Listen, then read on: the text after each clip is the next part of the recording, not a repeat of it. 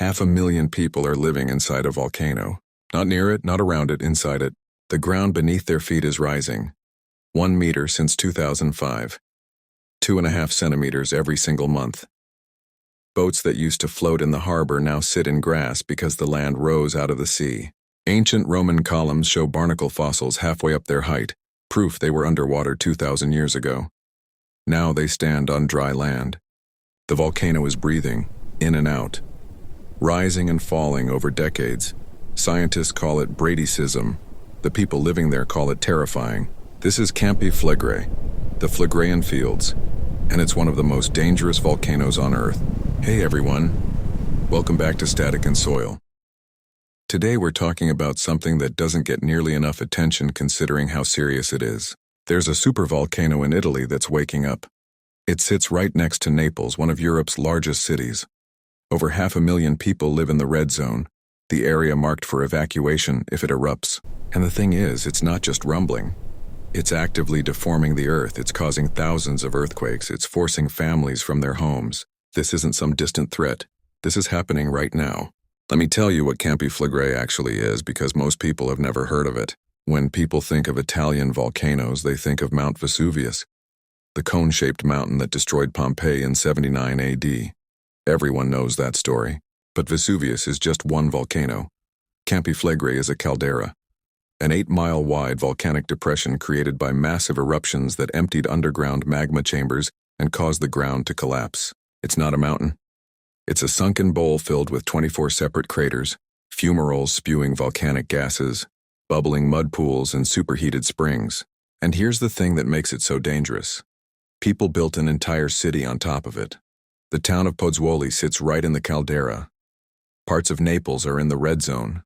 Hundreds of thousands of people wake up every morning on top of one of Europe's most powerful volcanoes. In Greek and Roman mythology, Campi Flegrei was believed to be the entrance to the underworld, the gates of Hades, where souls descended after death. The ancient Greeks called it the Phlegrean Fields, from the word phlegreos, meaning fiery. They knew this place was different. They knew it was dangerous. And they were right to fear it. Let me tell you what this volcano has done in the past, because you need to understand the scale we're talking about. 39,000 years ago, Campi Flegrei had what scientists call the Campanian Ignimbrite Eruption. It was one of the largest volcanic events in the last 200,000 years. It ejected 72 cubic miles of molten rock and ash into the atmosphere. The entire region from Italy to Russia was buried under volcanic debris. Global temperatures dropped. Summer turned to winter. Crops failed. Some scientists believe this eruption contributed to the extinction of Neanderthals in Europe. That's how catastrophic it was. 15,000 years ago, it erupted again. Another massive explosion. More global climate impacts. The last eruption was in 1538. Much smaller, but still significant enough to build an entirely new mountain in just 8 days. They named it Monte Nuovo, New Mountain, and it still stands today as a permanent reminder of what this volcano can do. Now here's the part that should keep you up at night. Since 2005, Campi Flegrei has been showing signs of renewed activity. The ground is rising, not slowly, not subtly, measurably and consistently. In the 1950s, the ground rose nearly 4 meters in just a few years. In the 1970s and 1980s, it rose again, forcing the evacuation of 40,000 people from the historic Rione Terra district of Pozzuoli. Those people never came back. The government seized their homes. That entire neighborhood still stands mostly empty today, a ghost town on a hilltop. Beautiful historic buildings with no one living in them. And now, it's happening again. Except this time there are even more people in the danger zone and the activity is intensifying. Let me give you some numbers that should terrify you. In a single month in 2025, scientists recorded 2,500 earthquakes caused by this volcano. 2,500. In 1 month. Most of them were small, barely noticeable, but they're not all small anymore. In June 2025, a 4.6 magnitude earthquake hit Pozzuoli, the strongest ever recorded at Campi Flegrei. Walls cracked, buildings were damaged. Families fled their homes in the middle of the night. Some of those families still haven't been able to return because the damage made their houses unsafe. And that was just one earthquake. There have been hundreds more since then. Here's what's causing all of this. Bradyseism. Beneath Pozzuoli, about 3 kilometers down, magma and volcanic gases are pushing upward. They're stretching the Earth's crust like a balloon being inflated from below. As the crust stretches, it cracks. Those cracks cause earthquakes, and the more it stretches, the more frequent and powerful those earthquakes become. At the old port in Pozzuoli, you can see the evidence with your own eyes. Boats that used to float in the harbor now sit on grass. The sea level hasn't dropped. The land rose up out of the water. Ancient Roman columns built at sea level 2,000 years ago now stand on dry land. And halfway up those columns, you can see fossilized barnacles and mollusks, proof they were underwater for centuries. The ground has literally risen so much that Roman ruins are now above the waterline. Before the last major eruption 15,000 years ago, scientists estimate the ground rose about 85 feet. 85 feet. Think about that. Now we're not at 85 feet yet, we're at about 1 meter since 2005. But the pattern is clear. The volcano is inflating. Pressure is building. Something is happening underneath. The question isn't if something will happen. The question is what and when. Here's where it gets complicated and honestly a little scary. Scientists don't know exactly what's causing the current uplift. There are 2 main theories. Theory 1. It's magma. Molten rock is rising from deep within the earth and accumulating in shallow chambers beneath Pozzuoli. If this is true, an eruption could be coming. Theory 2. It's fluids. Superheated water and volcanic gases are being pushed upward by geothermal activity, and they're causing the ground to rise without magma movement. If this is true, an eruption is less likely, but the earthquakes and deformation will continue. The current scientific consensus leans toward Theory 2. Most researchers believe the uplift is caused by fluids, not magma. But they can't be certain, and that uncertainty is what makes this so dangerous. Because if they're wrong, if magma is rising, there might not be much warning before an eruption. The volcano could go from fluid-driven uplift to magma-driven eruption faster than anyone expects. Let me be clear about something. Scientists are not predicting an imminent eruption. The official alert level for Campi Flegrei is yellow. That means heightened monitoring, but not evacuation. It's the second of 4 levels: green, yellow, orange, red. Yellow means the volcano is showing signs of unrest, but there's no immediate danger. If it goes to orange, that means an eruption could be possible. Red means evacuate now. We're at yellow, and we've been at yellow for a while, but yellow doesn't mean safe, it means watch carefully. Every month, the Italian Department of Civil Protection holds a video conference with scientists from the National Institute of Geophysics and Volcanology. They review the data. They assess the risk. They decide if the alert level needs to change. So far it hasn't, but that could change at any time. Now let's talk about what happens if this thing actually erupts.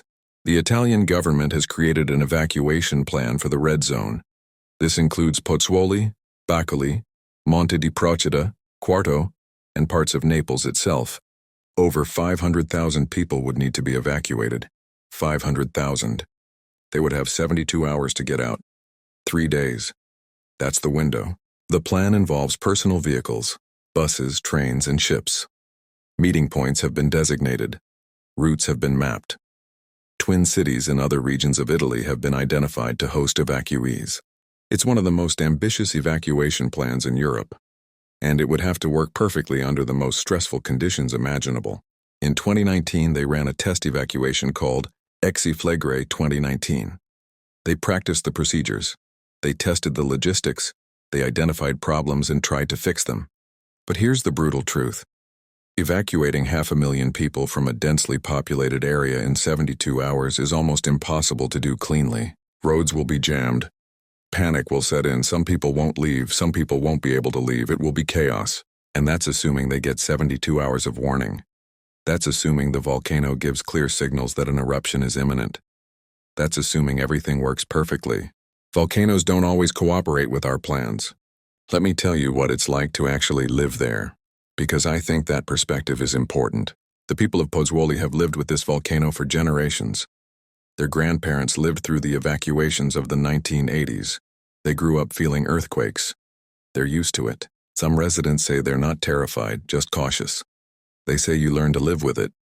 You feel a tremor, you check your phone for the magnitude, and you go about your day. Others are legitimately scared. When a big earthquake hits at 3 a.m. and you're jolted awake with your house shaking, it's hard not to be afraid. Families have left. Real estate prices have dropped. Some people refuse to talk about the risk because they're worried it will drive away tourists and tank the economy even further. There's this tension between acknowledging the danger and trying to maintain normal life. Between preparing for the worst and hoping it never comes. It's an impossible situation. These people didn't choose to live on a supervolcano. They were born there. Their families have been there for generations. It's their home. But their home is literally rising beneath them. Here's what makes this even more surreal. Pozzuoli is beautiful.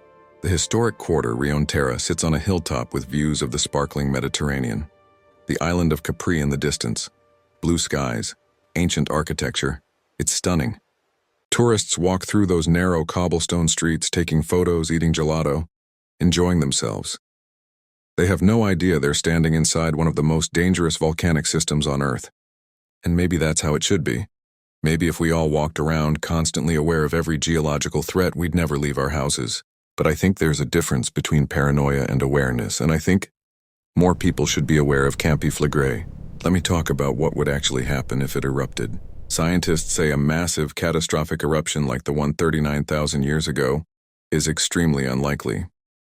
The conditions that created that eruption don't exist right now.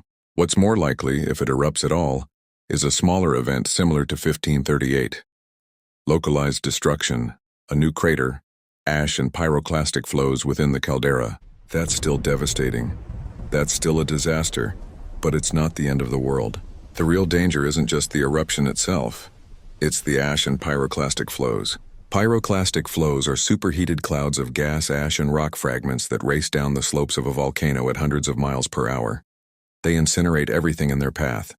You can't outrun them. You can't survive them. If Campi Flegrei erupts, anyone still in the red zone when pyroclastic flows start would not survive. That's why the evacuation plan exists. That's why 72 hours matters so much, because once it starts, there's no second chance. Beyond the immediate area, volcanic ash would fall across Naples and potentially much of southern Italy. Airports would close. Infrastructure would be damaged. Agriculture would be impacted. It would be an economic and humanitarian crisis on a scale Italy hasn't seen in modern times. And here's the thing, it could happen. Maybe not this year, maybe not in the next 10 years, but it could happen. Campi Flegrei is not dormant, it's not extinct, it's active, it's restless, and one day it will erupt again.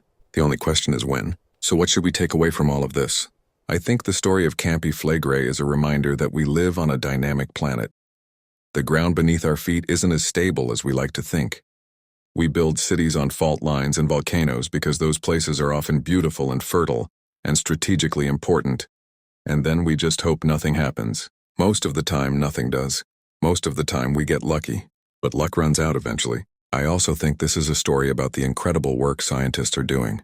The researchers monitoring Campi Flegrei are literally measuring the breadth of a volcano. They're tracking millimeters of uplift. They're analyzing thousands of tiny earthquakes. They're trying to predict the unpredictable, and they're doing it because they want to save lives. If you found this video informative, hit that like button. Leave a comment and let me know. Would you live in Pozzuoli? Would you stay if you already lived there, or would you leave?